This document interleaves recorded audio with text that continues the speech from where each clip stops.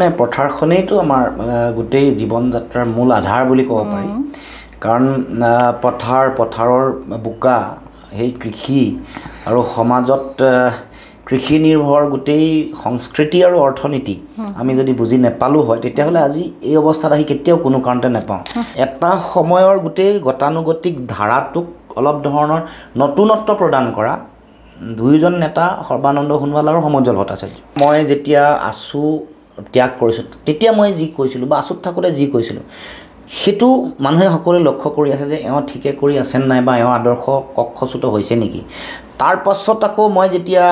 হৰাৰ পাছতো মোৰ যিটো মানে কমিটমেণ্ট যিটো সেইটো আছে নাই ঠিকে কিজানি আপুনিও দলবাগৰ ৰাজনীতিৰ লগত জড়িত হ'ব নেকি থাকিব মানুহৰ মাজত অসমৰ মুখ্যমন্ত্ৰীক এতিয়া মই কেতিয়াবা প্ৰশ্ন উত্থাপন কৰোঁ যে আমি আত্মনিৰ্ভৰশীল ক'ত হ'লোঁ আমি ঋণ নিৰ্ভৰশীল এখন ৰাজ্য বেলেগক ঋণ ল'ব লাগে 1,74,000 কোটি টকা এক বছৰত 35,000 কোটি টকা এইটো খুব ভাল কথা নহয় এইটো উৎপাদনশীলতাটো দিনে দিনে কমোৱা সেই উচুপনিটোহে আচলতে শক্তি আৰু সাহসৰ প্ৰতীক জনগণৰ সেইটো আশীৰ্বাদ মানে যে বিদায় লোৱাৰ সময়ত সমগ্ৰ খেলপথাৰ বা তাত থকা হাজাৰ হাজাৰ মানুহৰ যিটো এইটো মানে সেইটো সাংঘাতিক মানে এইটো বুজাব নোৱাৰা এটা অনুভূতি সেইটো মই সেইটো জীৱনৰ ডাঙৰ প্ৰাপ্তি বুলি ভাবোঁ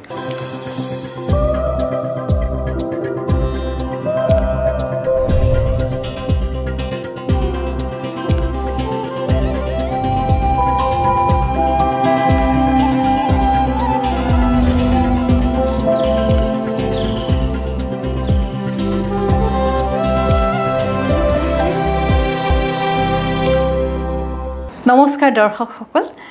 এগৰাকী নেতাক লৈ আমি সদায় আশাবাদী এগৰাকী যুৱ নেতাই যেতিয়া সমাজৰ কথা কয় ৰাইজৰ কথা কয় আপোনাৰ মোৰ কথা কয় তেতিয়া তেওঁলোকৰ লগত কথা পাতিব মন যায় আমাৰ আশাবিলাক তেওঁলোকে সমাজলৈ কেনেধৰণে আগবঢ়াই লৈ যাব আমাৰ আশাবিলাক তেওঁলোকে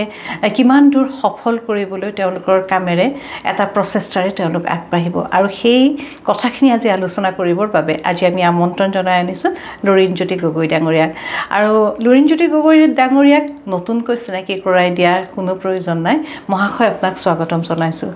ৰাজনীতিৰ লগত মোৰ ইমান সম্পৰ্ক নাই ৰাজনীতিবিদ এজনক মই অতি কাষৰ পৰা লগো পোৱা নাই কিন্তু লুৰিণজ্যোতি গগৈ যিজন যুৱ নেতাক আমি ছাত্ৰ অৱস্থাৰ পৰা তেখেতৰ কাহিনী শুনিছোঁ ছাত্ৰ সন্থাত থকাৰ সময়ৰ পৰা তেখেতৰ কাহিনী শুনিছোঁ তেখেতৰ যাত্ৰাটোৰ কথা আজি আলোচনা কৰিম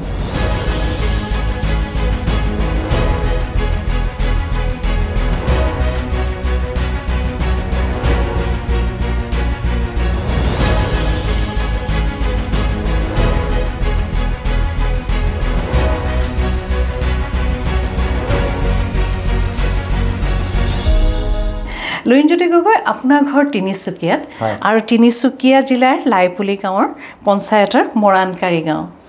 নহয়নে লুৰিণজ্যোতি গগৈ যেতিয়া আপোনাক মই শৈশৱলৈ লৈ যাওঁ গাঁওখন মনত পৰে নাই গাঁৱততো গোটেই জীৱনটো গাঁৱতেই যাত্ৰা যিহেতু জন্ম শিক্ষা প্ৰাথমিক শিক্ষা মাধ্যমিক বিদ্যালয়ৰ শিক্ষা কেৱল মানে উচ্চ মাধ্যমিক শিক্ষা যিটো সেইটো অকণমান আগবাঢ়ি গৈ শ্ৰীপুৰীয়া বুলি যিটো অঞ্চল আছে আপুনি জানিব তিনিচুকীয়া আৰু মোৰ গাঁৱৰ মাজত শ্ৰীপুৰীয়া বুলি এটা মফচলীয়া এখন চহৰ শ্ৰীপুৰীয়া নাম আছে শ্ৰীপুৰীয়া হয় শ্ৰীপুৰীয়া এখন ঐতিহাসিক জেগা আহোম স্বৰ্গদেউসকলৰ দুটামান পুখুৰী তাত আছে আহোম স্বৰ্গদেউসকলৰ লগত ঐতিহাসিক এটা হেৰি থকা সম্পৰ্ক থকা এটা অঞ্চল গতিকে তাত হাইস্কুলীয়া শিক্ষা তাৰপিছত চেনাইৰাম তিনিচুকীয়াৰ বিখ্যাত চেনাইৰাম উচ্চতৰ মাধ্যমিক তাৰপিছত তিনিচুকীয়া মহাবিদ্যালয় আচলতে মোৰ ঘৰ আচলতে ডিব্ৰুগড়তহে ডিব্ৰুগড় খনিকৰ বুলি ইয়াত মই মোৰ জন্ম আৰু গোটেই জীৱন যাত্ৰাটো য'ত মানে শৈশৱ কৈশোৰ কটাইছোঁ সেইটো মোৰ আচলতে মাৰ ঘৰ হয় মাতুল বংশত মাৰ ঘৰ মাহঁতৰ ল'ৰা নাছিলে কাৰণে দেউতা তাতে থাকিলে আৰু মোৰো গোটেই জীৱনটো মোৰ জন্ম প্ৰাথমিক শিক্ষা এখন লাইপুলি প্ৰাথমিক বিদ্যালয়ৰ পৰা শিক্ষা প্ৰাথমিক শিক্ষা তাৰপিছত লাইপুলি মধ্য ইংৰাজী বিদ্যালয়ৰ পৰা মোৰ মাধ্যমিক মানে 7লৈকে সপ্তম শ্ৰেণীলৈকে তাৰপিছতহে মই অকণমান ওলাই গৈছোঁ আৰু লাহে লাহে ঘৰৰ পৰা উলিয়াই পঠাইছে কাৰণ একমাত্ৰ সন্তান পিতৃ মাতৃ আৰু আমাৰ অঞ্চলবিলাকত কেনেকুৱা বোপাই তই ঘৰত থাকিয়ে পঢ় মই এটা কথা আপোনাক সুধিব মন যায়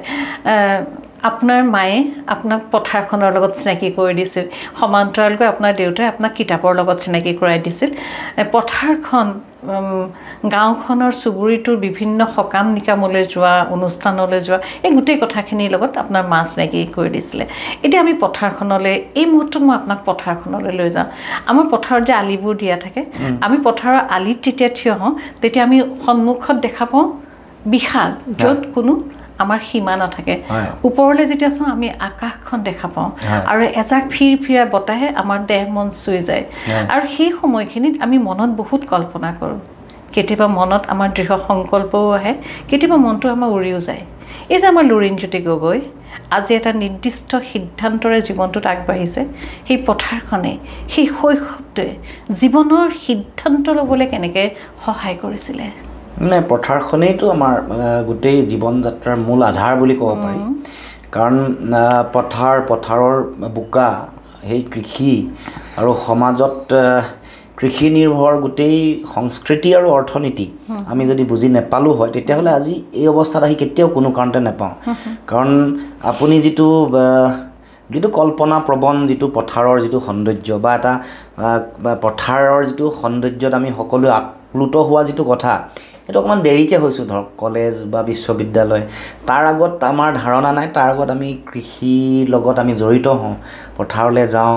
এটা সময় আছিলে জলপান দিবলৈ যাওঁ হাল যিসকলে হাল বায় তাৰপিছত আমি হালৰ মুঠিত ধৰিবলৈ শিকিলোঁ তাৰপিছত হাল বাবলৈ শিকিলোঁ মৈ দিবলৈ শিকিলোঁ আলি দিবলৈ শিকিছোঁ পাৰ কাটিবলৈ শিকিছোঁ কঠীয়া কেনেকৈ সিঁচিব লাগে সেইটো শিকিছোঁ কঠীয়া কেনেকৈ উঠাব লাগে সেইটো কেনেকৈ কঠীয়া বান্ধিব লাগে কেনেকৈ পেলাব লাগে কেনেকৈ জেওৰা ভেটিব লাগে কঠীয়া কেনেকৈ টুমাই পিনে পানীত পেলাব লাগে সকলো এইবোৰ আচলতে মায়ে শিকাইছে আৰু যিহেতু দেউতা আচলতে চাকৰি সূত্ৰে যিহেতু বাহিৰত আছিলে আৰু মাৰ কৃষিৰ প্ৰতি প্ৰবল অনুৰাগ আছিলে খুব কৃষি ভাল পায় মাটি চন পৰি কেতিয়াও থাকিব নিদিয়ে আৰু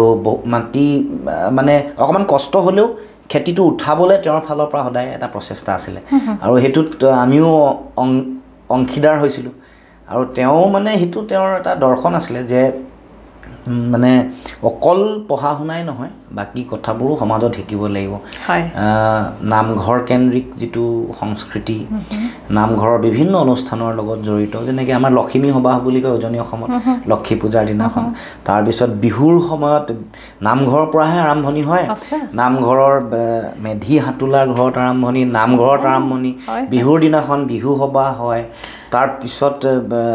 এটা বছৰেকীয়া বিহুৰ সবাহ এইবোৰ খুব সম্পৰ্ক থকা বস্তু আৰু এইবোৰে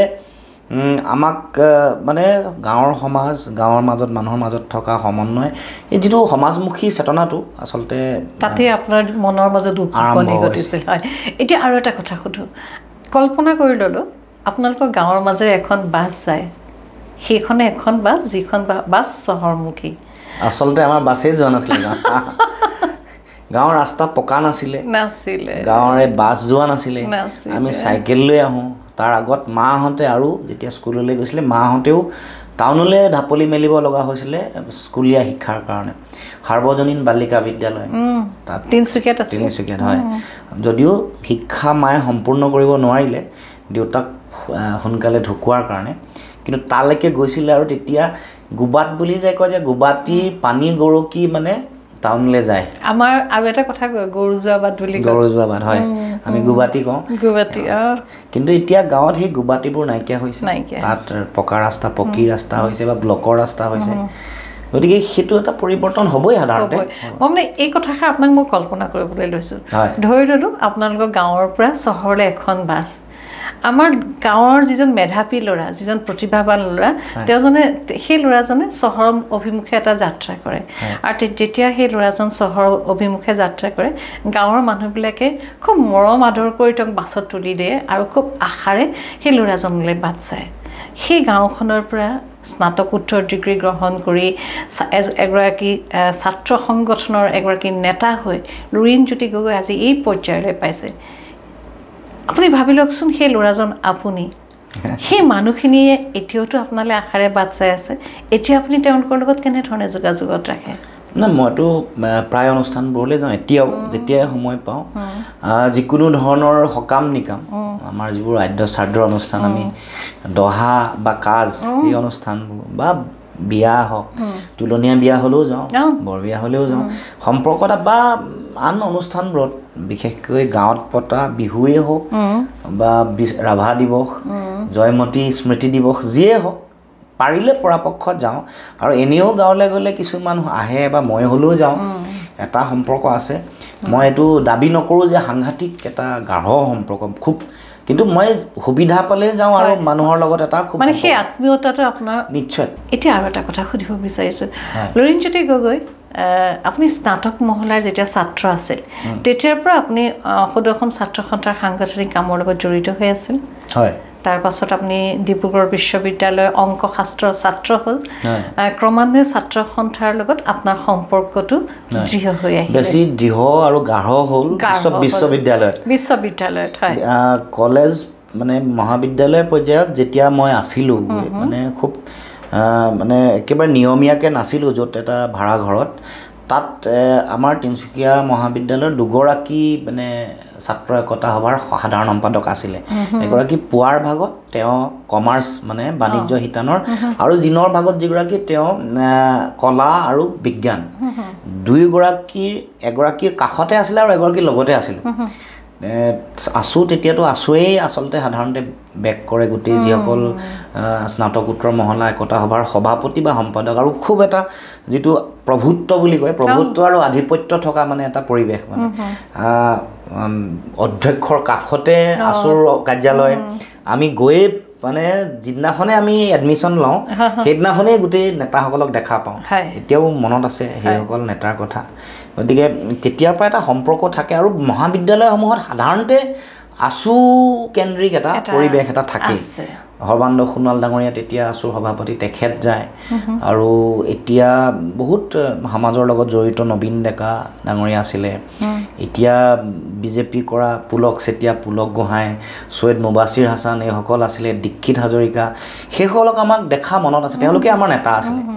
তাৰপিছত তেতিয়া কিন্তু মই ছাত্ৰই কয় কিন্তু সৰ্বানন্দ সোণোৱাল ডাঙৰীয়া সমুজ্জ্বল ভট্টাচাৰ্য ডাঙৰীয়াক দেখা পাই আমি ছাত্ৰ সংগঠনটো এইটো সঁচা কথা এইটো বহুত মানে এটা সময়ৰ গোটেই গতানুগতিক ধাৰাটোক অলপ ধৰণৰ নতুনত্ব প্ৰদান কৰা দুয়োজন নেতা সৰ্বানন্দ সোণোৱাল আৰু সমুজ্জ্বল ভট্টাচাৰ্য মানে এটা সময়ত গতানুগতিকতাৰে চলি আছিলে ধৰক প্ৰফুল্ল মহন্তৰ ভেগু ফুকনৰ পিছত আৰু কিছু সভাপতি সম্পাদক আহিলে তাৰ পাছত এই যিটো যাত্ৰা গৈ গৈ গৈ গৈ সৰ্বানন্দ সোণোৱাল আৰু সমুজ্জ্বল ভট্টাচাৰ্যই যেতিয়া দায়িত্ব পালে সাংগঠনিক দিশটো যথেষ্ট মানে তেতিয়া হয় নতুন এটা চিন্তা নতুন পৰিৱৰ্তন এটা ধাৰা দুয়োজনৰ ব্যক্তিত্বও এটা ব্যক্তিত্বৰ বিশালতা আছিলে আগৰসকল নাই এনেকুৱা মই কোৱা নাই কিন্তু তেওঁলোকক পোৱাৰ লগে লগে নতুন এটা স্বাদ যিটো বুলি কয় নতুন সোৱাদ এটা সংগ্ৰামী ধাৰা বা ছাত্ৰ ছাত্ৰীসকলৰ তেওঁলোকৰ নেতাসকলৰ কথা বতৰা নতুন এটা মাদকতা সকলোৱে পাইছে এইটো আমাৰ নিজৰ এটা মানে হেৰি বিশ্লেষণ মই নিজে কৰা বিশ্লেষণ বাৰু বেলেগেও বহুতে সেই কথাটো কয় গতিকে তেওঁলোকক দেখিয়ে বহুত মানুহ আহিছিলে আছু কৰিবৰ কাৰণে ছাত্ৰ সন্থা কৰিবৰ কাৰণে হয় হয় আপোনাৰ যে ছাত্ৰ সন্থালৈ যেতিয়া আপুনি মাষ্টাৰ্ছ কৰি আছিলে স্নাতকোত্তৰ মহলা তেতিয়া আপুনি অতি গ্ৰাহক হ'ল বুলি ক'লে সম্পৰ্কটো তাৰপাছত যে আপুনি কেন্দ্ৰীয় সমিতিলৈ আহিলে সদৌ অসম ছাত্ৰ সন্থাৰ গুৰু দায়িত্ব 2005 চনত গুৰু দায়িত্ব ল'ব লগা হ'ল এয়া আপোনাৰ সম্পূৰ্ণ ইচ্ছা আছিল নহয় আপুনি ঠিকেই ভাল প্ৰশ্নই সুধিছে ইচ্ছা বুলি নহয় এটা সময়ৰ গতিত গোটেই কথা বতৰাবোৰ হৈ যায় ভিতৰৰ পৰা এটা সমাজমুখী চেতনাই সদায় ক্ৰিয়া কৰি থাকে এতিয়া বাটটো কোনটো হ'ব নিজেও আমি কেতিয়াবা নিৰ্ধাৰণ কৰিব নোৱাৰোঁ শিক্ষাৰ তাগিদাত চক কেতিয়াবা যেতিয়া ফিজিক্স কেমেষ্ট্ৰি মেথামেটিক্স সকলোৰে টিউশ্যন থাকে এতিয়া অংকত যেতিয়া আপোনাৰ মই মেজৰ আছে মোৰ তেতিয়া ধৰক পঢ়া শুনাৰ হেৰিটো অকণমান বেছি আৰু বিশ্ববিদ্যালয়খনলৈ যাম সেইকাৰণে তিনিচুকীয়া কলেজত দায়িত্ব লোৱা নহ'লে খুব জোৰ কৰিছিলে তেওঁলোকে সাধাৰণ সম্পাদক উঠিবলৈ তই উঠ গাৰ্লছ হোষ্টেললৈ লৈ যায় চিনাকি কৰি দিয়ে এনেকুৱা ধৰণৰ আছিলে কথা গ্লেমাৰটো বেলেগ কিন্তু মই তেতিয়া ভাবিলোঁ যে নাই নাই বিশ্ববিদ্যালয়লৈ যাব লাগিব মাহঁতৰ সপোন আছে হয় আৰু সেই আপুনি কোৱা নিচিনা গাঁওবোৰত মানে আমি এৰা গছেই বৰগছৰ নিচিনা আমি বহুত বেছি চোকা নহ'লেও আমি তাত চোকা বুলি মানুহৰ মাজত সমাদৃত ভাল ল'ৰা ভালকৈ পঢ়া শুনা কৰিছে এনেকুৱা ধৰণৰ এটা আশা আৰু আপোনাৰ এখন গাঁৱত এনেকুৱা স্নাতক বা স্নাতকোত্তৰ পৰ্যায়লৈ যোৱা মানুহৰ সংখ্যা ধৰক হাজাৰত এজন ওলায় সঁচা কথা হয় মানে 200টা পৰিয়ালৰ মাজত কোনোবা এজন ওলায় আজি এতিয়া সলনি হৈছে দিন আমাৰ দিনত তেনেকুৱা নাছিলে গতিকে সেইকাৰণে আমি জিলিকি থাকোঁ যে কোন বোলে আমুকৰ ল'ৰা বিশ্ববিদ্যালয়ত MSc পঢ়িবলৈ গৈছে এনেকুৱা এটা মানুহৰ গাঁওবোৰত অংকশাস্ত্ৰ সেই বস্তুটোৱে সেইটো এটা ধৰক আকৰ্ষণ আছিলে বিশ্ববিদ্যালয়খন যেতিয়া পাৰ হৈ যাওঁ জ্যোতি বাচ্চা দেখোঁ ইয়ালৈ আহিব পাৰিলে জীৱনত খুব ভাল লাগিব এনেকুৱা ধৰণৰ এটা ধাৰণা এটা মটিভেশ্যন এটা আমাৰ সৰু সৰু ঠাইত যে ডাঙৰ ডাঙৰ সেইবোৰে আমাৰ সৰু সপোনে আমাক মানে এটা আগবঢ়াই লৈ যোৱাত সহায় কৰে ড্ৰাইভিং ফ'ৰ্চৰ নিচিনা সহায় কৰে তেনেকৈ আৰু সেই তেনেকৈ আহি বিশ্ববিদ্যালয় পালোঁ তাত আহি পোৱাৰ লগে লগে দেখিলোঁ যে ইয়াত ছাত্ৰ সন্থাৰ কাম কাজবোৰ আৰু বেছি সম্প্ৰসাৰিত বেছিকৈ নেতাসকল নিয়মীয়াকৈ অহা যোৱা কৰে সেই গোটেই কথাবোৰে আৰু এটা যে আছে যে আমি এই অনুষ্ঠানটোৰ পৰাই আমি আমাৰ যিটো মোৰ নিজৰ ভিতৰত যিটো হেৰি আছে মানে কিবা কাম কৰা দুৰ্বাৰ বাসনা এইটো মই ফুলফিল কৰিব পাৰিম সেইটো দৃঢ় হ'ল আৰু এনেও এটা থাকে অসমৰ সমাজ জীৱনত আচুৰ যিটো শক্তি যিটো প্ৰভুত্ব সেইটো সময়ত খুব মানে আৱেগিকভাৱেই হওক বা বিভিন্ন ধৰণে আছিলে সেইটোৱে প্ৰভাৱ পেলালে আৰু সেইকাৰণে তেনেধৰণে 2005 চনত কেন্দ্ৰীয় সমিতিলৈ আহিলোঁ আৰু কোৱা নিচিনাকৈ ভাবি থকা নাই যে মই দায়িত্ব ল'ম কেন্দ্ৰীয় সমিতিলৈ যাব পাই ক'ব নোৱাৰাকৈ পিছ দুৱাৰেদি নক কৰে যে পিছফালৰ পৰা আহি কিবা এনেকুৱা পৰিৱেশ পৰিস্থিতি হ'ল যে মই কেন্দ্ৰীয় সমিতিলৈ যাব লগা কথাটো কোনোবাই ক'লে কিন্তু কেতিয়াও সেইটো ধাৰণা নাছিলে যে কেন্দ্ৰীয় সমিতিলৈ মানে এইটো কথা নহয় যে কেন্দ্ৰীয় সমিতিত সদৌ ছাত্ৰ সন্থাৰ গুৰু দায়িত্ব ল'ম বুলি ভাবিয়ে আপুনি ছাত্ৰ সংগঠন কেতিয়াও এইটোতো কথা কেতিয়াও অহাই নাই ধাৰণাই নাছিলে যে মই তালৈ গ'লে কেনেকুৱা ধৰণৰ মোৰ মানে দায়িত্ব ল'ব পাৰিম বা নোৱাৰিম বা মই এবাৰ যোৱাৰ সুযোগটো পাম ক'ব নোৱাৰাকৈ আহি সেই বাট মুকলি হ'ল কিন্তু যেতিয়া সেইখন মঞ্চলৈ গ'লোঁ তেতিয়া দেখিলোঁ যে আৰু বহুত বেছি কাম কৰাৰ সুযোগ আছে বা আপুনি ক'লে আৰু বহু কাম কৰাৰ সুযোগ আছে কিন্তু সুযোগৰ কাৰণে সমাজ জীৱনত কাম কৰাৰ কাৰণে এখন প্লেটফৰ্ম লাগে নেকি আৰু এটা প্ৰশ্ন আপোনালৈ ছাত্ৰ অৱস্থাৰ এজন ছাত্ৰ নেতা হিচাপে কৰা আপোনাৰ জীৱন যাত্ৰা কামখিনি পৰৱৰ্তী সময়ত কেন্দ্ৰীয় সমিতিৰ গুৰু দায়িত্ব লোৱা সদৌ অসম ছাত্ৰ সন্থাৰ এই গুৰু দায়িত্ব লোৱাৰ সময়ত কাম কৰাৰ সেই পৰিৱেশ আৰু এতিয়া এগৰাকী ৰাজনৈতিক নেতা হিচাপ হ'বলৈ আপুনি গৈ আছে অনাগত সময়ত হয়তো আপোনাক আমি এটা বিশেষ ৰূপত আমি দেখা পাম সেই অৱস্থালৈ গৈ আছে এতিয়া মই আপোনাক সুধিবলগীয়া প্ৰশ্নটো সমাজ জীৱনত কাম কৰিবৰ বাবে এখন প্লেটফৰ্ম লাগে নেকি চক তেনেকুৱা কথা নহয় আপুনি এখন মঞ্চ নহ'লেও বহু এনেকুৱা মানুহ আছে নিজে নীৰৱে সমাজৰ কাৰণে কাম কৰি গৈছে বহু দিনৰ পিছতহে স্বীকৃতি পাইছে বা আমি গম পাইছোঁ যে বহুত প্ৰভূত অৱদান সমাজ জীৱনলৈ তেওঁলোকে আগবঢ়াইছে এনেকুৱা বহু ব্যক্তি আছে বহুত শিক্ষক পাব বহুত সমাজত কাম কৰি থকা মানুহ পাব আনকি কৃষকো এনেকুৱা যি সমাজত আলোড়ন সৃষ্টি কৰিছে বা এটা বিপ্লৱ সৃষ্টি কৰা কৃষক বা বেলেগ ধৰণৰ কোনোবাই চাহ শিল্পৰ গোটেই কাম কাজ নতুন ধাৰা এটা আৰম্ভ কৰা এনেকুৱা বহু মানুহ থাকে নিজে এটা আন্দোলন সৃষ্টি কৰে পিছত তেওঁলোকৰ পিছত বহু মানুহ তেওঁলোকৰ পিছত থিয় দিয়ে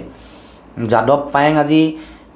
নীৰৱে বহুত দিন কাম কাজ কৰি থকাৰ পিছতহে আপোনাৰ মোৰ চকুলৈ আহিছে বা বিশ্ববাসীয়ে গম পাইছে গতিকে মঞ্চ লাগিবই এনেকুৱা কোনো কথা নাই মই এইটো নাভাবোঁ কিন্তু আমাৰ যিবোৰ মানে চিন্তা যিটো সমাজৰ কাৰণে কাম কৰিবলৈ বা আমাৰ যিটো জাতীয়তাবাদী চেতনাটো কথা বতৰাবোৰক কেনেকৈ আমি ৰিপ্ৰেজেণ্ট কৰোঁ কেনেকৈ আগবঢ়াই লৈ যাম কোনবোৰ কাম কৰিম তাৰ কাৰণে সদৌ অসম ছাত্ৰ সন্থা আমাৰ সহজাত আকৰ্ষণ আছিলে বা আমি সেই মঞ্চ পোৱাৰ লগে লগে কিছু মই ভাবোঁ যে কাম কৰিবলৈ সুবিধা হ'ল আৰু লগে লগে এটা সংগঠন থাকে তৃণমূল পৰ্যায়ত কেন্দ্ৰীয় সমিতি জিলা সমিতি মহকুমা আঞ্চলিক এটা এটা এটা থাকে বিভিন্ন পৰ্যায়ত সংগঠন গতিকে আপুনি ভবা কথা বতৰাবোৰ এক্সিকিউশ্যনৰ কাৰণে কাৰ্যকৰীকৰণৰ কাৰণে যথেষ্ট সুবিধা থাকে আৰু সমাজত সেই দায়িত্বলৈকে আপুনি যোৱাৰ লগে লগে আপোনাৰ এটা চিনাকি আহে আপুনি কোৱা কথা বতৰাবোৰৰ গুৰুত্ব থাকে গতিকে কাম কৰিবৰ কাৰণে সেই মঞ্চখনে আচলতে সহায় নিশ্চয় কৰে যথেষ্ট আজি মোৰ চিনাকি হয়তো মই অকলে নীৰৱে সাধনা কৰি কোনোবা এটা পৰ্যায়লৈকে হয়তো আগুব নোৱাৰিব মানে আজি যেনেকৈ মোক চিনি পায় বা যেনেধৰণে মই কাম কৰিবলৈ বা মানুহক সপোন দেখুৱাবলৈ মোৰ ভিজন মোৰ দৃষ্টি দৰ্শন মানে যিটো মোৰ ভৱিষ্যত দৰ্শন আছে মানুহৰ মাজত ক'বলৈ যিটো সুযোগ পালোঁ মানুহে যিটো শুনে সেইটো অকলে কৈ থাকিলে হয়তো বহুতে তেনেকৈ কিতাপ পত্ৰ লিখিও বা বেলেগ ধৰণেও কৰে কিন্তু মই ভাবোঁ যে মোৰ এইখন মঞ্চই মোক যথেষ্ট সহায় কৰিলে সহযোগিতা হয় এটা কথা আপুনি আমি সকলোৱে জানো যে আমি ৰাজনৈতিক প্ৰাণী আমি এখন সমাজত আছোঁ আমি সামাজিক প্ৰাণী লগতে আমি ৰাজনৈতিক প্ৰাণী আমি প্ৰত্যেকে ৰাজনীতি কৰোঁ হয় নহয় হয় সঁচা মিছা আমি প্ৰত্যেকে ৰাজনীতি কৰোঁ আপুনি গণতান্ত্ৰিক ব্যৱস্থাত ৰাজনীতিক বাদ দি আপুনি কোনো জীয়াই থাকিব নোৱাৰে মানে শিশুৱেও যেতিয়া নিজৰ অধিকাৰৰ কথা কয় তাতে আচলতে ৰাজনীতিৰ আৰম্ভণি কান্দি ভোকত আছে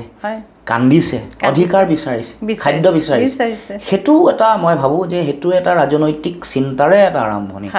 গতিকে মই ভাবোঁ যে আমাৰ ব্যৱস্থাটোত গণতান্ত্ৰিক ব্যৱস্থা বা পৃথিৱীৰ গোটেই ৰাজনৈতিক কথা বতৰাবোৰে পৰিচালিত হয় সাংগঠনিক আপুনি এগৰাকী সংগঠক মানে ছাত্ৰ সংগঠক ছাত্ৰ নেতা হিচাপে যেতিয়া আছিল সেই ৰাজনীতি সদৌ অসম ছাত্ৰ সন্থাৰ শীৰ্ষস্থানলৈ আহি সদৌ অসম ছাত্ৰ সন্থাৰ গোটেই অসমত থকা অসম নহয় ভাৰতবৰ্ষৰ বিভিন্ন প্ৰান্তত থকা ছাত্ৰসকলক দলীয়ভাৱে নেতৃত্ব দিয়াৰ সময়ৰ ৰাজনীতি আৰু এতিয়া এজন ৰাজনৈতিক নেতা হ'বলৈ যোৱাৰ সময়ৰ ৰাজনীতিৰ মাজত সাদৃশ্য কি পাৰ্থক্য কি নাই যথেষ্ট পাৰ্থক্য আছে আকাশ পাতাল পাৰ্থক্য বুলি মই ভাবোঁ কাৰণ ছাত্ৰ সংগঠনত আপুনি যিসকল মানুহক নেতৃত্ব দিয়ে সেইটো এটা homogeneous population এটা তেওঁলোক ছাত্ৰ তেওঁলোক ডিসিপ্লিন তেওঁলোকে এটা শৃংখলাবদ্ধতাৰ মাজত থাকে তেওঁলোকক আমি আমাৰ লক্ষ্য চিন্তা বা ধাৰণাসমূহ তেওঁলোকৰ যোগেদি আমি কাৰ্যকৰী কৰোঁ কিন্তু যেতিয়া ৰাজনীতিলৈ আহিব তেতিয়া আপোনাৰ গোটেই মানুহৰ জনসংখ্যাবোৰে এটা হেটাৰজিনিয়াছ পপুলেশ্যন এটা আপুনি শিক্ষিত মানুহো পাব অশিক্ষিতও পাব বিভিন্ন ধৰণে অৰ্থনৈতিকভাৱে বিভিন্ন শ্ৰেণীৰ মানুহ পাব জাতি জনগোষ্ঠীও বেলেগ বেলেগ হ'ব নো ডাউট ছাত্ৰ সংগঠনতো আছিলে কিন্তু সেই যে ছাত্ৰ পঢ়া শুনা কৰা এটা শ্ৰেণী ইয়াত আপুনি একেবাৰে অশিক্ষিত মানুহ এগৰাকীৰ মনৰ কথাও তেওঁ কি বিচাৰিছে সেইটো আপুনি প্ৰতিনিধিত্ব কৰিব লাগিব গতিকে বুজি পোৱা সকলো শ্ৰেণীৰ মানুহক সকলো শ্ৰেণীৰ সকলো স্তৰৰ সকলো জাতি জনগোষ্ঠী সকলো ভাষা ভাষী ধৰ্মাৱলম্বী লোকক আপুনি জনা বুজা আৰু তেওঁলোকৰ মাজলৈ আপোনাৰ মোৰ কথা বতৰাবোৰ লৈ যোৱা সেইটো মই ভাবোঁ যে বেছি প্ৰত্যাহ্বানপূৰ্ণ আছুৰ মঞ্চখনে আমাক কিছু তাৰ জ্ঞান দিয়ে আভাস দিয়ে কিন্তু ৰাজনৈতিক ক্ষেত্ৰখনত তাৰ মানে যিটো কৰ্মক্ষেত্ৰখনৰ বিস্তৃতিটো বহুত বেছি বাঢ়ি যায় মই মোৰ নিজৰ যিটো অভিজ্ঞতা তাৰ পৰা মই কৈছোঁ হয় হয় আমি অকণ অতীতলৈ যাওঁ আমি ইতিমধ্যে গম পালোঁ যে 2015 চনত আপুনি সদৌ অসম ছাত্ৰ সন্থাৰ সাধাৰণ সম্পাদকৰ সেই গুৰু দায়িত্ব আপুনি গ্ৰহণ কৰিছিল 2015 চনত হয় 2020 চনত আপুনি পদত্যাগ কৰিলে সদৌ অসম ছাত্ৰ সন্থাৰ পৰা তাৰপিছত আপুনি সক্ৰিয় ৰাজনীতিলৈ আহিলে আৰু 2021 চনত আপুনি নাহৰকটীয়াৰ পৰা নিৰ্বাচনত প্ৰতিদ্বন্দ্বিতা কৰিছিলে আৰু দুলীয়াজানৰ পৰা কৰিছিল যতদূৰ নাহৰকটীয়াৰ পৰা দুলীয়াজানৰ পৰা হয় কিন্তু আপুনি দুইবাৰে হাৰিলে আৰু 2002টা সমষ্টিতে আহিছে নাহৰকটীয়া দুলীয়াজান দুইটা সমষ্টিত হাৰিলে আৰু ভাৰতীয় জনতা পাৰ্টীৰ হাতত হাৰিছিলে আৰু 2024 চনত আপুনি ডিব্ৰুগড় লোকসভা আসনৰ বাবে প্ৰতিদ্বন্দ্বিতা কৰিছিল সেইবাৰ আপুনি হাৰিছে সৰ্বানন্দ সোণোৱাল ডাঙৰীয়াৰ ওচৰত এয়া 2024 চনৰ কথা এতিয়া আমি 2025 চনত যিগৰাকী ছাত্ৰ নেতাক প্ৰথমতে যিগৰাকী কিশোৰক গাঁৱত সকলোৱে ইমান মৰমৰ মাজত ডাঙৰ কৰিছিল আপুনি ভাবিছিলে হয় মই পাৰিম সকলোখিনি মোৰ ফালে আছে যিগৰাকী নেতা যিগৰাকী ছাত্ৰ ডিব্ৰুগড় বিশ্ববিদ্যালয়ত পঢ়ি থাকোঁতে এগৰাকী সংগঠক হিচাপে তেওঁ প্ৰবল প্ৰতাপী আছিল যিগৰাকী ছাত্ৰ নেতা সদৌ অসম ছাত্ৰ সন্থাৰ সাধাৰণ সম্পাদক হওঁতে সকলোৱে তেওঁক অন্তৰ ভৰি ভাল পাইছিল এই যে 3বাৰকৈ আপুনি পৰাজয় হ'ল এই পৰাজয়ে আপোনাক জীৱনত কি শিক্ষা দিলে নাই বহু শিক্ষাই দিছে ৰাজনৈতিক গোটেই যেতিয়া ভোট দিয়াৰ কথা আহে ভাল পোৱা আৰু মৰম কৰা আৰু ভোট দিয়া দুইটাৰ মাজত পাৰ্থক্য থাকে কাৰণ জনগণে ভোটটো দিয়াৰ কথা যেতিয়া আহে বিভিন্ন ধৰণৰ তাতে মানে পাৰমুটেশ্যন কম্বিনেশ্যন আহি যায় বিশেষকৈ আমাৰ প্ৰথমটো আহিলে যদি 21ৰ নিৰ্বাচনলৈ যায় তেতিয়া আমাৰ 3-কণীয়া প্ৰতিদ্বন্দ্বিতা শাসকীয় পক্ষৰ লগত আমি বিৰোধীত কংগ্ৰেছ আৰু মই আমাৰ দলৰ ফালৰ পৰা 3-কণীয়া প্ৰতিদ্বন্দ্বিতাই বিৰোধীৰ ভোট বিভাজন কৰাৰ ফলত বিজেপিলে মানে সুযোগটো কঢ়িয়াই আনিলে এতিয়া নাহৰকটীয়া সমষ্টিতে যদি চাই বিৰোধীৰ ভোট তাত প্ৰণতি ফুকন ডাঙৰীয়াও আছিলে ময়ো আছিলোঁ দুয়োগৰাকীৰ যদি ভোটৰ সংখ্যা চাই মিলালে দেখিব যে প্ৰায় 10,000 মান ভোটৰ আমি বিৰোধীয়ে জিকিছে কিন্তু যেতিয়া ভোট বিভাজন হৈ গ'ল তাৰমানে সকলোৱে আপোনাক যদিও আমাৰ সেইটো সময়ত বহুত মৰম এতিয়া নাহৰকটীয়াৰ শাসনিত কা বিৰোধী গণ আন্দোলনৰ সময়ত ৰাইজৰ যিটো অভূতপূৰ্ব সঁহাৰি আৰু মৰম সেইটো এগৰাকী ছাত্ৰ নেতা এগৰাকী জননেতা এটা জাতীয় সংগ্ৰামৰ নেতা হিচাপে মানুহৰ মৰম আছিলে কিন্তু ৰাজনৈতিক কথাটো অহাৰ লগে লগে বহু কথা বিভিন্ন হিতাধিকাৰী কথা বতৰা আহি যায় টকা পইচাৰ কথা আহে বিভিন্ন কথাই মানুহক আচলতে ক্ৰিয়া কৰে আৰু মূলত আধাৰটো হৰাৰ আধাৰটোৱে হ'ল আমাৰ 3-কণীয়া প্ৰতিদ্বন্দ্বিতা বিৰোধীৰ মেৰু বিভাজন বা ভোট বিভাজন আৰু 24ৰ লোকসভা নিৰ্বাচনত সৰ্বানন্দ সোণোৱাল আগৰ মুখ্যমন্ত্ৰী তাৰপিছত সেই সময়ত কেন্দ্ৰীয় মন্ত্ৰী লগত আকৌ সেইবাৰো আকৌ 3-কণীয়া প্ৰতিদ্বন্দ্বিতা আৰু এগৰাকী প্ৰাৰ্থী আপ দলৰ পৰা মনোজ ধানৰ আহিলে গতিকে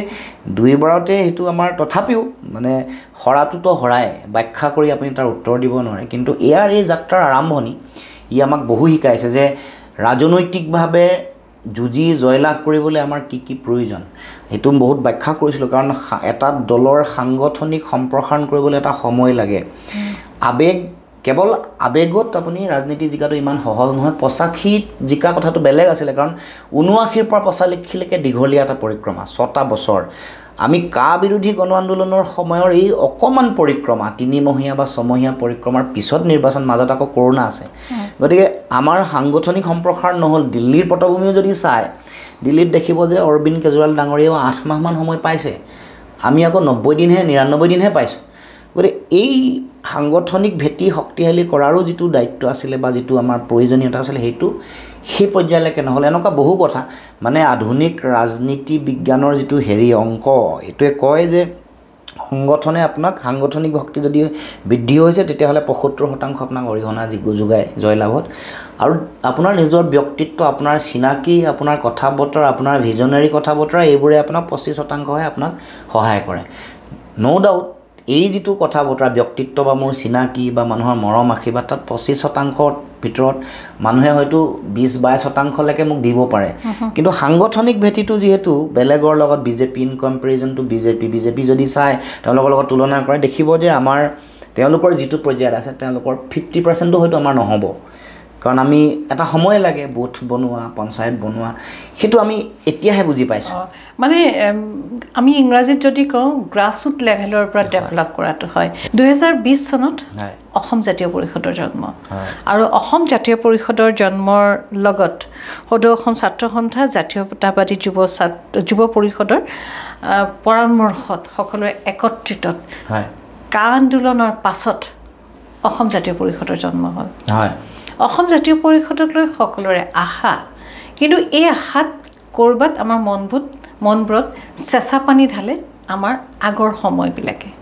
যি আশা আজি আপোনালোকক লৈ কৰিছে আজি কেইবা বছৰ আগতে আমাৰ জাতীয়তাবাদী এটা দল হিচাপে আমি যাক গঠন কৰিছিলোঁ তেওঁলোকক লৈ সেই একেই আশা আছিল তেওঁলোকে কিন্তু কাৰো আশা পূৰণ কৰিব নোৱাৰিলে এতিয়া আপোনালোকে কেনেধৰণে ৰাইজক প্ৰত্যয়ন নিয়াব যে আপোনালোকে এটা জাতীয়তাবাদী সংগঠনে আপোনালোক যদি ৰাজনীতিলৈ আহে আপোনালোকে যদি আসনত বহে সাধাৰণ মানুহৰ মনৰ আশা কেনেকৈ পূৰাব প্ৰথম কথাটো হ'ল অবিশ্বাসৰ যিটো পৰিৱেশ সেই পৰিৱেশটো মানুহৰ মাজত এতিয়াও আছে কাৰণ থাকিব কাৰণ আগৰ আপুনি কোৱা নিচিনাকৈ গণপৰিষদ দলটোৱে তেওঁলোকে যি ধৰণে মানুহক আশা দিছিলে বা যিবোৰ প্ৰতিশ্ৰুতি দিছিলে যিখন অসমৰ সপোন দেখুৱাইছিলে সেইটো তেওঁলোকে কৰিব নোৱাৰিলে তাৰ পাছত পৰৱৰ্তী দিনসমূহত আকৌ নাগৰিকত্ব সংশোধনী আইন, যাক আমি চমুকৈ কা বুলি কওঁ,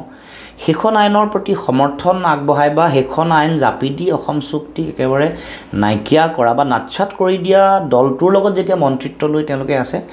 মানুহৰ মাজত এই জাতীয়তাবাদী নেতা বা দলসমূহে তেওঁলোকে আমাৰ মনৰ আকাংক্ষা পূৰণ কৰিব নে নকৰিব সেইটোক লৈ মানুহৰ সন্দিহান এটা পৰিৱেশ আছে। এতিয়া আপুনি কৈছে যে আমি কেনেকৈ মানুহৰ মাজলৈ যাম। প্ৰথম কথা হ'ল যে আমাৰ কামৰ যোগেদিহে মানুহ আশ্বস্ত হ'ব, আমাৰ কনচিষ্টেঞ্চিটো, আমাৰ ধাৰাবাহিকতাটো। এতিয়া মই যেতিয়া আছু ত্যাগ কৰিছোঁ তেতিয়া মই যি কৈছিলোঁ বা আছুত থাকোঁতে যি কৈছিলোঁ সেইটো মানুহে সকলোৱে লক্ষ্য কৰি আছে যে এওঁ ঠিকে কৰি আছে নাই বা এওঁ আদৰ্শ কক্ষচ্যুত হৈছে নেকি। তাৰ পাছত আকৌ মই যেতিয়া হাৰিলোঁ, হৰাৰ পাছতো মোৰ যিটো মানে কমিটমেণ্ট যিটো সেইটো আছে নাই ঠিকে, কিজানি আপুনিও দল বাগৰ ৰাজনীতিৰ লগত জড়িত হ'ব নেকি, থাকিব মানুহৰ মাজত। সেইকাৰণে মানুহে সময়ৰ লগে লগে এই অভিজ্ঞতা, আৰু আমি আমাৰ বাৰে বাৰে কৈ আহিছোঁ যে আমি আগৰ নিচিনা নকৰোঁ, কিন্তু ক'লেও মানুহৰ সন্দেহ অলপ হ'লেও থাকিব। আৰু মই সেইকাৰণে মানুহক কৈছোঁ যে আপোনালোকে মানে নিৰীক্ষণটো একেবাৰে মোৰ প্ৰতি যিটো একেবাৰে কঠোৰ এটা নিৰীক্ষণ থাকিব লাগিব, ৰাখিব লাগিব। আৰু দ্বিতীয়তে আমি কি কৰিম এইটো মানুহৰ মাজত বুজাব লাগিব যে আগতে যিবোৰ নকৰিলে সেইবোৰ কৰিম আৰু নতুন কি কৰিম। এই কথা বতৰাবোৰ মানুহক পতিয়ন নিয়াব পৰাকৈ আমাৰ শিক্ষা বা আমাৰ উঠি অহা নতুন প্ৰজন্মৰ তেওঁলোকক লৈ আমাৰ পৰিকল্পনা কি, দীৰ্ঘম্যাদী পৰিকল্পনা কি, হ্ৰস্বম্যাদী পৰিকল্পনা কি, অসমৰ অৰ্থনীতিৰ ভেটি কেনেকৈ গঢ়িব খুজিছোঁ, আমাৰ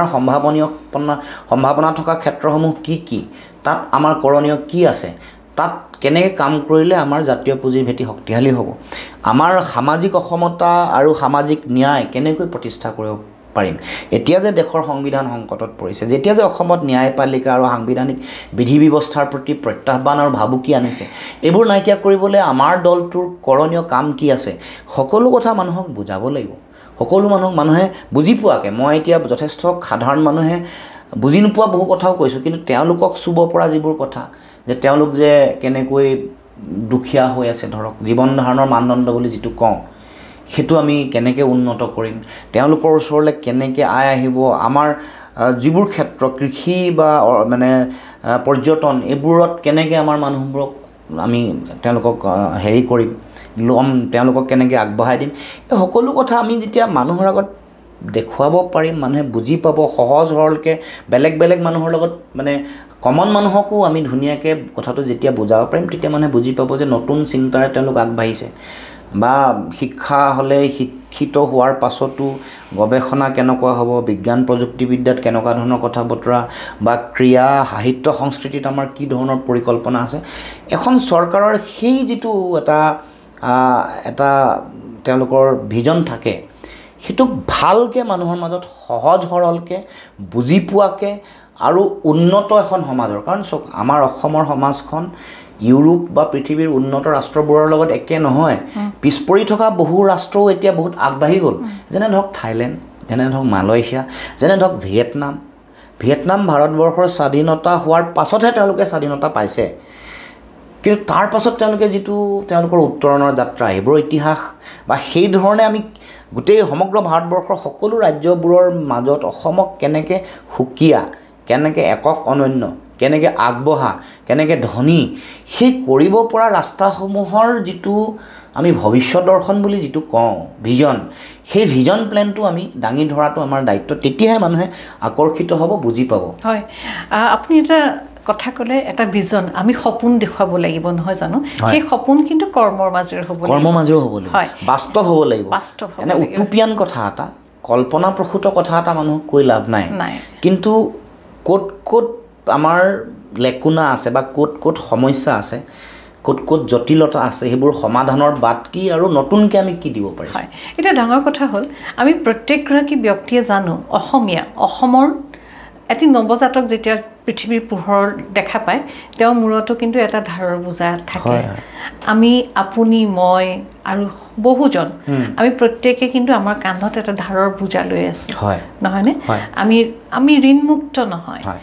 আপুনি অনাগত সময়খিনিত ধৰি ল'লোঁ অসমৰ মুখ্যমন্ত্ৰী আসনখন আপুনি গ্ৰহণ কৰিলে, বা কোনোবা এটা বিশেষ বিভাগৰ মন্ত্ৰিত্ব পদ আপুনি পালে, আপুনিতো একেখিনি কথাই ক'ব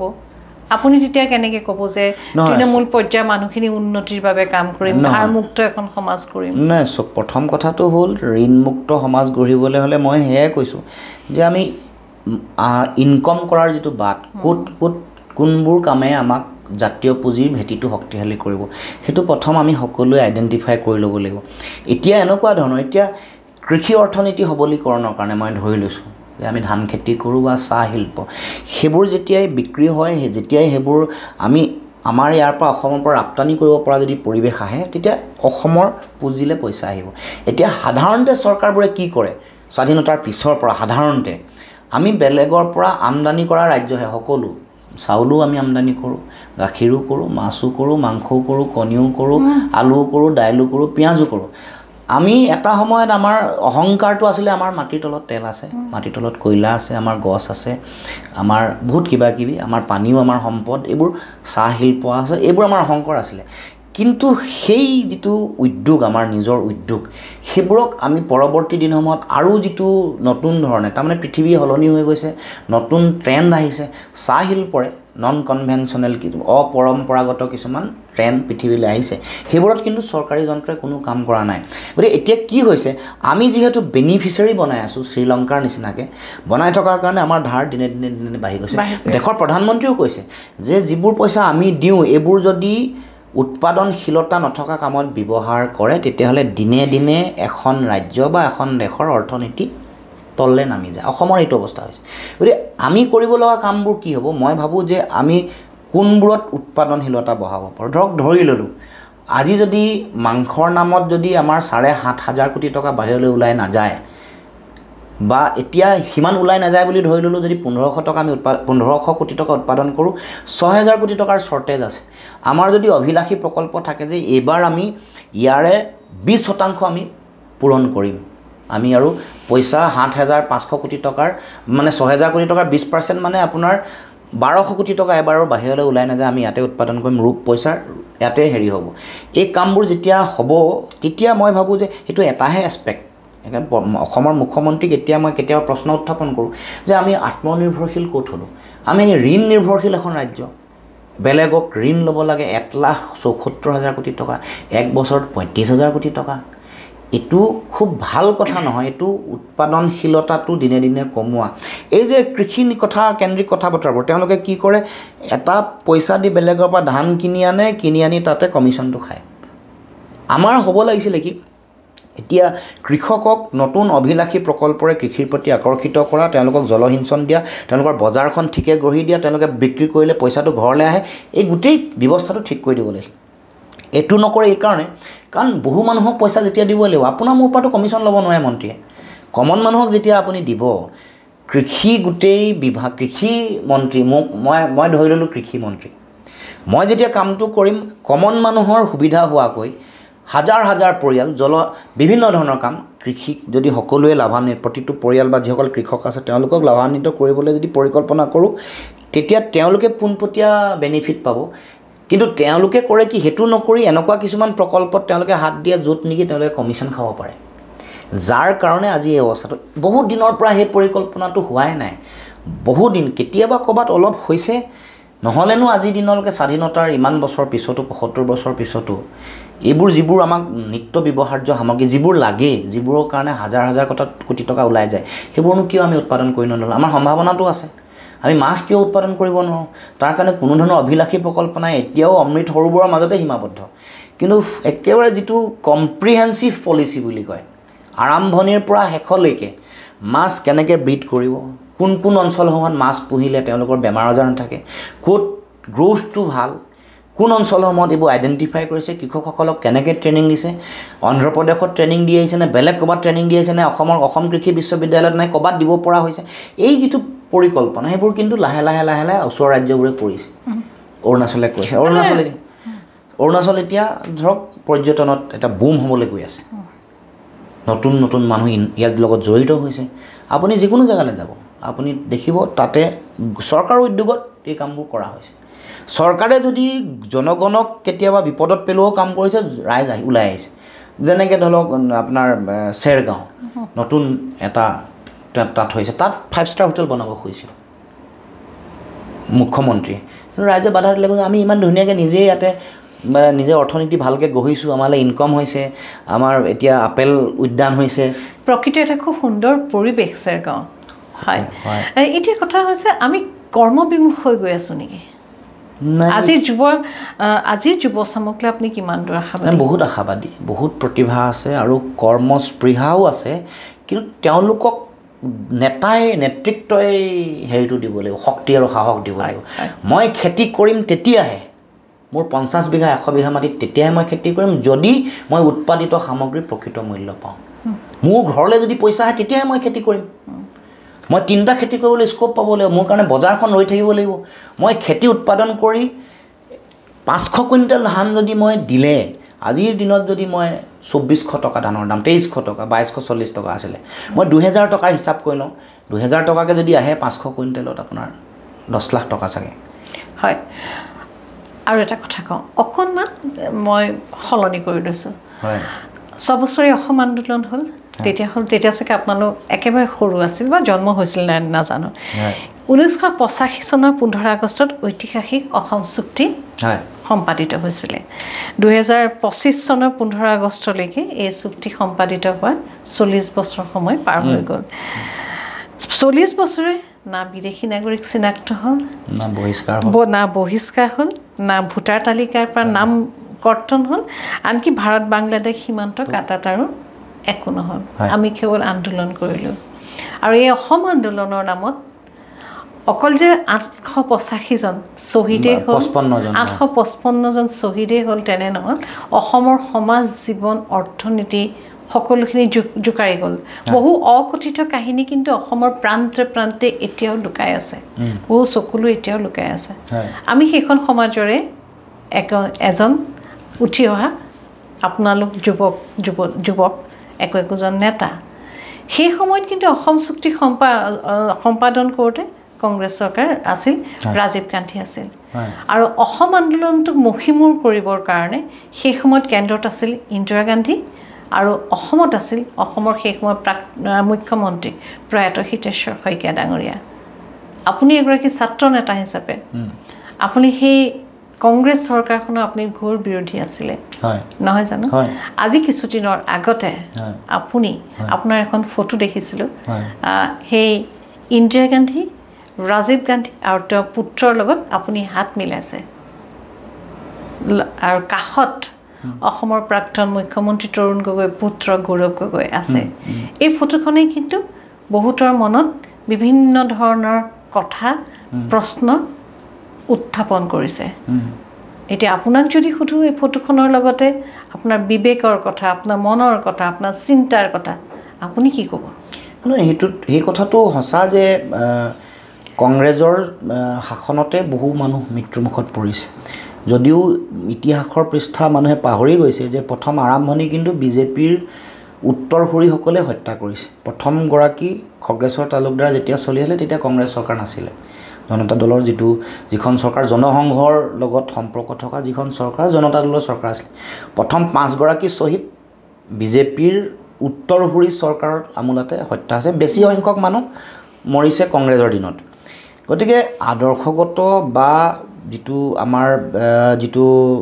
যিটো ধাৰণা আৰু যিটো দৰ্শন তাৰ সম্পূৰ্ণ এটা পৰিপন্থী চিন্তা কংগ্ৰেছৰ লগত আছে। কিন্তু আমি বিৰোধী, আমি দেশত চৰকাৰ কোনোবা দলে চলায় বা চৰকাৰসমূহ মানে হয় কংগ্ৰেছ নহয় বিজেপি বা তৃতীয় মৰ্চাৰ। এতিয়া বিৰোধী দলপতি এগৰাকীৰ ওচৰলৈ আমি গৈছোঁ, তেওঁ কংগ্ৰেছ দলৰ, তেওঁৰ ওচৰলৈ গৈ আমি আমাৰ মূল বিষয়বোৰ উত্থাপন কৰিবলৈ গৈছোঁ, আৰু তেওঁলোকৰ দিনতেই এখন অসম চুক্তি স্বাক্ষৰ কৰা হৈছিলে। গতিকে এতিয়া আমি কংগ্ৰেছৰ লগত আনকি আমি তেওঁলোকৰ এলায়েন্সতো আছোঁ। যোৱা 2024 চনৰ লোকসভা নিৰ্বাচনত তেওঁলোকৰ লগত আমি আছোঁ। কাৰণ এটাই যে বিৰোধীৰ ভোটটো বিভাজন হ'ব নালাগে। আদৰ্শগত মিল কংগ্ৰেছৰ লগত নাই। এটা সময়ত আমাৰ জাতীয়তাবাদী শিবিৰৰ লগত দুৰ্ঘোৰ বিৰোধিতা হৈছিল। কিন্তু দেশৰ যিটো ৰাজনৈতিক প্ৰেক্ষাপটত য'ত দুটা মেৰু বিভাজিত দেশৰ ৰাজনীতি, এফালে শাসকীয় আনফালে বিৰোধী, ভাৰতবৰ্ষত এনেকুৱা গণতান্ত্ৰিক ব্যৱস্থাত এইটো স্বাভাৱিক। কেতিয়াবা দেশৰ সংকট বা গণতন্ত্ৰ বা সংবিধানৰ সংকটৰ সময়ত আদৰ্শগতভাৱে অমিল শক্তিও কেতিয়াবা লগ লাগিছে। মুছলিম লীগৰ লগত বিজেপি লগ লাগিছিল এটা সময়ত মানে লেফ্ট বাওঁপন্থীৰ লগত বিজেপি 83 যেতিয়া ইমাৰ্জেঞ্চি হৈছিলে তেতিয়া লগ লাগিছিল গতিকে আমি সেইকাৰণে এইবাৰ বিজেপিক পৰাভূত কৰাৰ স্বাৰ্থত আৰু বিৰোধীৰ ভোট বিভাজন ৰোধ কৰাৰ স্বাৰ্থতে কংগ্ৰেছৰ লগত আমি সহৱস্থান কৰিছোঁ থিয় হৈছোঁ আৰু আমি এই যিটো আহ্বান জনাবলৈ গৈছোঁ কাৰণ বিৰোধী দলপতি হিচাপে আহ্বান জনাব গৈছোঁ আৰু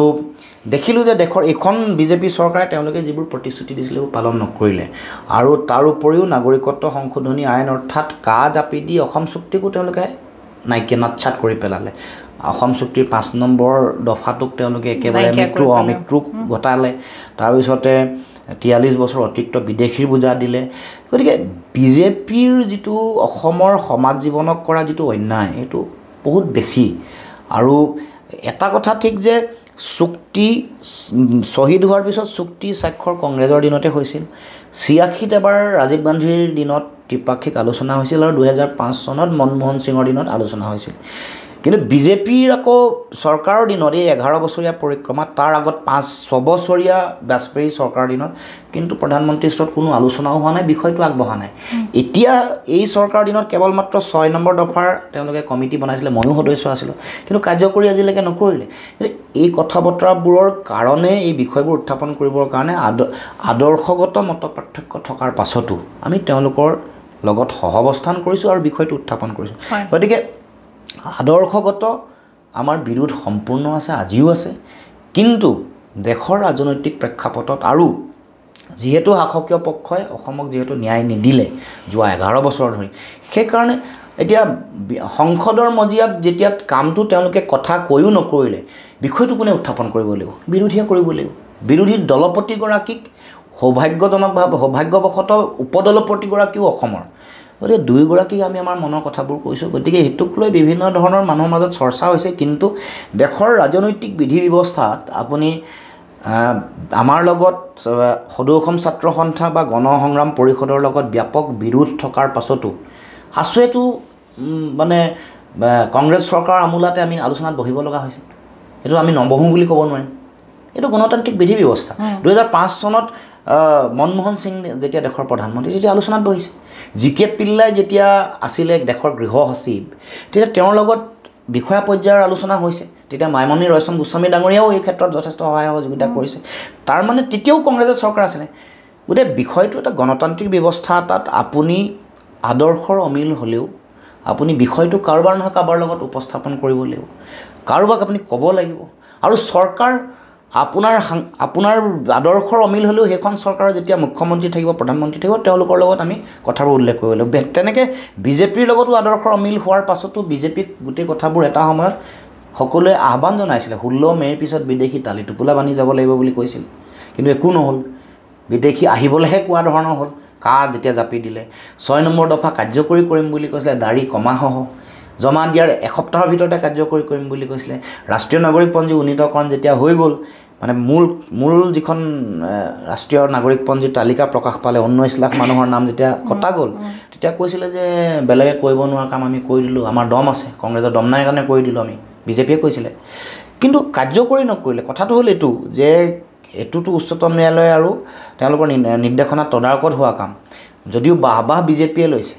কিন্তু কাম পিছত কাৰ্যকৰীকৰণটো সেইটোহে গুৰুত্বপূৰ্ণ কা জাপি দি চুক্তিক নাটছাট কৰি দিয়া কথাটো অসমৰ ৰাইজে সকলোৱে এটা যে আমাৰ গোটেই গণ আন্দোলনটোৰ ন্যায্যতাক নাটছাট কৰিলে কাৰণ 71 চনৰ ভিত্তিবৰ্ষটো উচ্চতম ন্যায়ালয়েও স্বীকৃতি দিলে ইয়াত চিলমোহৰ লাগিলে তাত কোনো বিতৰ্ক হোৱাৰো কথা নাই তাৰ পাছত তেওঁলোকে আকৌ এখন সুকীয়া আইন আনি 2014 চনৰ 31 ডিচেম্বৰলৈকে বিদেশী নাগৰিক দিৱস কৈছে হয় এই কথাৰ লগতে সংগতি ৰাখি বা ইয়াৰ লগতে মিলাই মই আৰু এটা কথা সুধিব বিচাৰিছোঁ আমি আমাৰ খিলঞ্জীয়াৰ মাটি ভেটিৰ কথা কওঁ খিলঞ্জীয়াৰ অধিকাৰৰ কথা কওঁ আৰু আমি খেতিৰ কথা কওঁ মানে আমাৰ মাটি ভেটিয়ে আমাৰ শক্তি নহয় জানো এতিয়া চাৰিওফালে এটা আন্দোলনৰ সদৃশ পৰিৱেশ হৈছে বিভিন্ন অলপ সন্দেহযুক্ত ব্যক্তিক উচ্ছেদৰ এটা অভিযান চলিছে আপুনি সেই উচ্ছেদৰ অভিযানৰ যদি বিৰোধ কৰিছে বুলি কওঁ কিয় কৰিছে না বিৰোধ কৰা নাই উচ্ছেদ এটা ন্যায়িক প্ৰক্ৰিয়া সাংবিধানিক প্ৰক্ৰিয়া অসম চুক্তিৰ 10 নম্বৰ আৰু 11 নম্বৰ দফা পঢ়িলে দেখিব যে তাতো উচিত বিধিসন্মতভাৱে ন্যায়িকভাৱে কৰিব লাগে বুলি কৈছে আৰু এইটো ধাৰাবাহিক প্ৰক্ৰিয়া এটা এইটো এতিয়া হৈছে আগতে হোৱা নাই এনেকুৱা কথা নহয় আগতে যদি নাই হোৱা তেতিয়াহ'লে চৰকাৰসমূহে কৰা নাই গতিকে এইটো উচ্ছেদক লৈ কোনো ৰাজনীতি কৰিব লগা কথা নাই কৈছে যে দেখ PGR যিবোৰ আছে PGR বনাঞ্চল অভয়াৰণ্য ৰাষ্ট্ৰীয় উদ্যান জলাশয় জনজাতীয় আৱেষ্টনী এইবোৰত যদি কোনোবাই বেদখল কৰিছে চৰকাৰী ভূমিত যদি বেদখল কৰিছে উচ্ছেদ কৰিব লাগে এইটোক লৈ আৰু এইটো হিন্দু মুছলমান কৰি থাকি লাভ নাই বেদখলকাৰীক ধৰ্মৰ বিচাৰ কৰা কোনো সময় নাই মূল কথা হ'ল বেদখল কৰিলে উচ্ছেদ কৰিব লাগে আৰু যদি তেওঁলোক ভাৰতীয় নাগৰিক নহয় তেওঁলোকক ভোটাৰ তালিকাৰ পৰা নাম কৰ্তন কৰিব লাগে বিদেশী নাগৰিক বুলি যদি চূড়ান্ত হৈছে তেওঁলোকক ডিটেনশ্যন কেম্পত ৰাখিব লাগে তেওঁলোকৰ বিৰুদ্ধে কেছ কৰিব লাগে ফৰেনাৰ ট্ৰিবিউনেল আছে ৰাষ্ট্ৰীয় নাগৰিকপঞ্জীত তেওঁলোকৰ নাম আছে নে নাই চাব লাগে সেই কামটো নকৰি তেওঁলোকে কি কৰিছে তেওঁলোকে কৰিছে উচ্ছেদটো তেওঁলোকৰ এটা ইছ্যু নিৰ্বাচন আহিবলৈ 6 মাহ আছে যোৱা 4.5 বছৰ কি কৰিলে তেতিয়াহ'লে উচ্ছেদ তেওঁলোকে এইকেইদিনত যে মনত পৰিলে আৰু এইকেইদিনত তেওঁলোকে আহি এনেকুৱা মানে ইয়াৰ আগত যেতিয়া সমষ্টি পুনৰ নিৰ্ধাৰণ হৈছিলে তেতিয়াও কৈছিলে যে আৰু সংকটৰ অসমীয়া মানুহৰ আৰু সংকটৰ কথা নাই আৰু 102 বছৰলৈ 102টা সমষ্টি আৰু 50 বছৰলৈকে কোনো সংকট এতিয়া কেতিয়া হঠাৎ কেনেকৈ সংকট আহিলে তো উচ্ছেদ এইটো এটা ৰেগুলাৰ প্ৰচেছ এটা নিৰৱচ্ছিন্নভাৱে চলি থকা প্ৰক্ৰিয়া উচ্ছেদৰ কোনো বিৰোধিতা কৰা নাই অসম চুক্তিৰ মানে সম্পূৰ্ণৰূপে কাৰ্যকৰী হোৱাটো যেতিয়া বিচাৰোঁ অসম চুক্তি 10 আৰু 11টো এনেও আমি বিচাৰিছোঁ গতিকে এইটো আৰু বিৰোধিতা কৰাৰ প্ৰশ্ন আহিব নোৱাৰে কিন্তু ইয়াৰ ৰাজনীতিকৰণটো বিৰোধিতা কৰিছোঁ 49,000 বিঘা জনজাতীয় মানুহৰ মাটি উচ্ছেদ যদি কৰিব খুজিছে তেওঁলোকৰ যিটো লক্ষ্য বৰদুৱাৰ বাগান যোৱাকালি কাৰ্বি আংলঙলৈ গৈছোঁ সৌৰ বিদ্যুৎ প্ৰকল্প কম্প্ৰেছ বায়'গেছ প্ৰকল্প আৰু ৰামদেৱত দিয়া 12,000 তাৰপিছত 3,000 ডিমা হাছাওত সেইবোৰ কথাটো উচ্চ ন্যায়ালয়ৰ তেওঁলোকে ন্যায়াধীশো আচৰিত হৈছে 3,000 বিঘা দিব খুজিছে প্ৰাইভেট কোম্পানী এই বুলি প্ৰশ্ন উত্থাপন কৰিছে তাৰমানে সেইকাৰণে তেওঁলোকক এই যে এতিয়া বৰদুৱাৰত ৰাভা মানুহক উচ্ছেদ কৰিব তাৰপিছত কোকৰাঝাৰত পৰ্বতজোৰাত বড়ো মানুহক উচ্ছেদ কৰিব এইবোৰতো ইয়াৰে ভূমিপুত্ৰ তেওঁলোকক যদি উচ্ছেদ কৰে 8 লাখ মানুহ এতিয়াও মাটি নোহোৱাকৈ মানে ঘৰ নোহোৱাকৈ অসমত আছে হৰিশংকৰ ব্ৰহ্মৰ প্ৰতিবেদনে কৈছে তাৰ আগত বিধানসভাৰ মজিয়াটো যোগেন মোহন আৰু প্ৰমীলাৰাণী ব্ৰহ্ময়ো কৈছিলে যে প্ৰায় 5,27,000 মান মানুহ মানে পৰিয়াল গৃহহীন হৈ আছে তেওঁলোককতো ঘৰ বাৰী দিয়া প্ৰথমে বিদেশী বুলিও কৈ আছা উচ্ছেদো কৰি আছা তেওঁলোকক ঘৰো দি আছা তেওঁলোকক মাটি পইচাও দি আছা এইবোৰতো আমাৰে টকা পইচা গতিকে সেইটোক লৈ ৰাজনীতি কৰিব নোৱাৰে ঠিক আছে বিদেশী নহয় শব্দটো বেদখলকাৰী বুলি কওক ধৰ্ম বিচাৰ নকৰিব মই সেইকাৰণে তেওঁক ক'লোঁ যে আপোনাৰ নিজৰ সমষ্টিতে দেখোন ৰেলৱেত মানে বেদখল চলি আছে তেওঁৰ এইটো যুক্তিত অহা নাই যে ৰেলৱে মাটি মই উচ্ছেদ কৰিব নোৱাৰোঁ উচ্ছেদ কৰিবলৈ হ'লে ৰেলৱে মন্ত্ৰণালয়ৰ হেৰি লাগিব তেতিয়া মই কম নহয় যে ৰেলৱে মন্ত্ৰণালয়ৰ নটিচ আহি থাকে আপুনি কিয় বন্ধ কৰে এইবোৰ মোৰ লগত আছেতো তথ্য পাতি তেওঁ সেইটো যুক্তিলৈ নাযায় কাৰ্বি আংলঙত ঠিক আছে বেলেগত উচ্ছেদ কৰিছে কাৰ্বি আংলঙত উত্তৰ বৰবিল কিয় উচ্ছেদ নকৰে মোক উচ্ছেদ যদি য'ত হৈছে বেদখল হৈছে উচ্ছেদটো কৰক বিধিসন্মতভাৱে কৰক উচ্চতম ন্যায়ালয়ে কৈছে দেশৰ সংবিধানে কৈছে আইনে কৈছে আৰু তাত ধৰ্ম বিচাৰ কিয় সঁচা কথা হয় খুব সুন্দৰ কথা ক'লে অকণমান ব্যক্তিগত জীৱনলৈ আহক লুৰিণজ্যোতি গগৈ জীৱনৰ কেইবাটা পৰ্যায় আপুনি অতিক্ৰম কৰিছে নহয় ছাত্ৰ নেতা হিচাপে আৰু এতিয়া ৰাজনৈতিক ক্ষেত্ৰখনত এটা সময় আছিল যেতিয়া আপোনাৰ মাতৃ আপোনাৰ জীৱনৰ আটাইতকৈ প্ৰিয় নাৰীগৰাকী যিগৰাকী নাৰী আপোনাৰ জীৱনৰ প্ৰথম শিক্ষক সেইগৰাকী নাৰী নৰিয়াপাটিত থাকোঁতে আপুনি কিন্তু ৰাইজৰ মাজতে আছিলে সেই সময়খিনিতো খুব এজন পুত্ৰৰ সম্পূৰ্ণ দায়িত্বখিনি হয়তো আপুনি পালন কৰিব পৰা নাছিল নৰিয়াপাটিত থাকোঁতে আপুনি কাম কৰি আছিল সেই কামৰ যাত্ৰা কোনোদিন আপোনাৰ ৰৈ যোৱা নাই এই যে ৰাজনীতিৰ পথাৰখন গৰকি দৈনন্দিন আপুনি আগবাঢ়ি গৈছে কেতিয়াবা ভাল লগা কিছুমান স্মৃতিও থাকে আৰু কেতিয়াবা অকণমান হৃদয়ত খুন্দা মাৰি যোৱা দুখৰ স্মৃতিও থাকে কেনেকুৱা সেই স্মৃতিবিলাক নাই সেইটোতো হয় আৰু দুখৰ স্মৃতি আজি মানে মোৰ গোটেই জীৱন পৰিক্ৰমাত মানে মাৰ বিয়োগ সেইটো আৰু সেইটোৰ মানে তাৰ সমান একো হ'ব নোৱাৰে গতিকে সেইটো জীৱনৰ আটাইতকৈ দুৰ্যোগপূৰ্ণ মুহূৰ্ত মানে মাৰ বিয়োগ আৰু এই সান্নিধ্য হেৰুৱাৰ যিটো কথা সেইটোৱে বহু মানে বিভিন্ন ধৰণৰ দুখৰ স্মৃতি মানে ভাহি আহে বা বিভিন্ন সময়ত খুন্দিয়ায় গতিকে কিন্তু সেইটোতো সত্য সেইটো স্বীকাৰ কৰিবই লাগিব তথাপি মায়ে দেখি গ'ল মায়ে মানুহৰ ভাল পোৱাটো দেখি গ'ল মানুহৰ মৰম দেখি গ'ল মোৰ সংগ্ৰাম দেখি গ'ল সকলো মানুহৰ ৰাইজৰ আশীৰ্বাদ দেখি গ'ল ৰাজনৈতিক প্ৰাপ্তি নেদেখিলে প্ৰাপ্তি অপ্ৰাপ্তি মানে মই সংজ্ঞাকৰণ জিকাটোকে মই ভবা নাই তেওঁ হয়তো নাভাবিলে হয় মই যদি তেওঁ জীয়াই থকা অৱস্থাত মই হাৰিলোঁ হ'লে তেওঁ আটাইতকৈ বেছি শক্তিৰে মানে মোক সান্তনা দিলে হ'লে যে এইটো থাকিবই জয় পৰাজয় থাকিবই ইয়াৰ পিছত পৰাজয়ৰ পিছত কিবা এটা শিকাটোহে কৰি যোৱাটোহে মূল কথা সাহসেৰে যুঁজি যোৱাটোহে মূল কথা মানে সেই কথাটো মই মোৰ মাৰ ওপৰত এইটো বিশ্বাস আছে আৰু মায়ে সেইটোৱে ক'লে হ'লে মই যদি অকণমান যদি হেৰি হ'লোঁ হ'লে আৱেগ বিহ্বল হ'লোঁ হ'লে মা কিন্তু তাতোকৈ বেছি ষ্ট্ৰং মই জানো বেছি শক্তিশালী মোতকৈ বেছি শক্তিশালী মানে আৱেগিকভাৱে এটা ভাল লগা স্মৃতি কওকচোন ৰাইজৰ মোৰ মানে মাৰ লগত নহয় মাৰ লগততো হাজাৰ হাজাৰ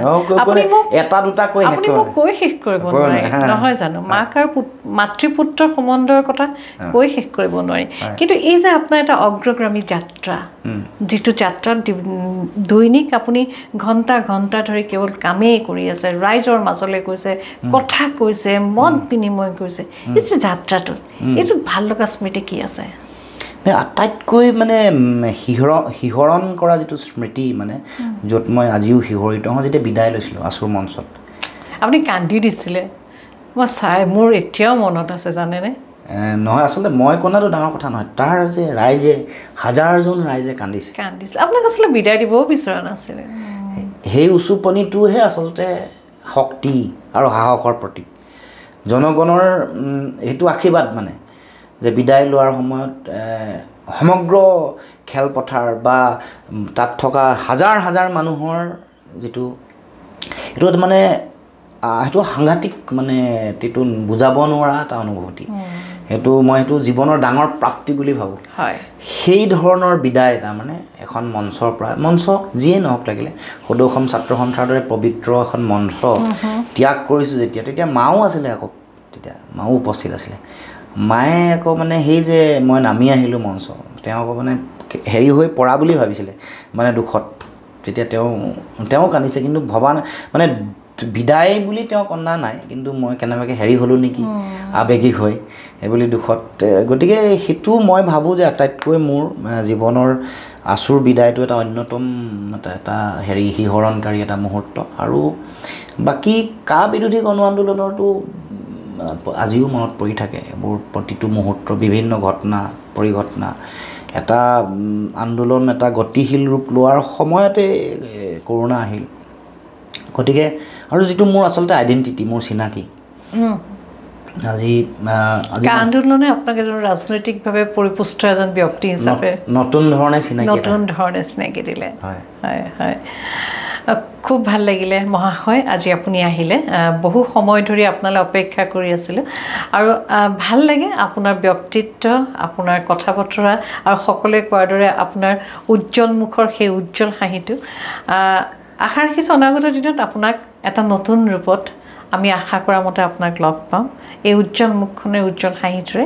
আপুনি নতুনলৈ উজ্জ্বল বতৰা কঢ়িয়াই লৈ যাব অশেষ ধন্যবাদ বহুত ধন্যবাদ দৰ্শকসকল এইগৰাকী আমাৰ অতি প্ৰিয় নেতা লুৰিণজ্যোতি গগৈ ডাঙৰীয়া বহু কথা পাতিলোঁ আশা ৰাখিছোঁ আপোনালোকে কথাখিনি শুনি ভাল পালে কেনে পালে আমাক জনাব আৰু এতিয়ালৈকে মোৰ যিকেইটা অনুষ্ঠান সম্প্ৰচাৰ হৈ আছে আপোনালোকে ইমান সুন্দৰ কমেণ্ট কৰে মই অতি কৃতজ্ঞ হৈ ৰওঁ আৰু এই অনুষ্ঠানটো চাই কেনে পালে জনাবলৈ নাপাহৰিব আৰু এটা অনুৰোধ জনাওঁ যদি মোৰ অনুষ্ঠানটো চাই ভাল পালে লগৰ বন্ধুসকলক ক'ব আৰু এই চেনেলটো যদি ছাবস্ক্ৰাইব কৰে মই কৃতজ্ঞ হৈ ৰ'ম পুনৰবাৰ ধন্যবাদ জনাইছোঁ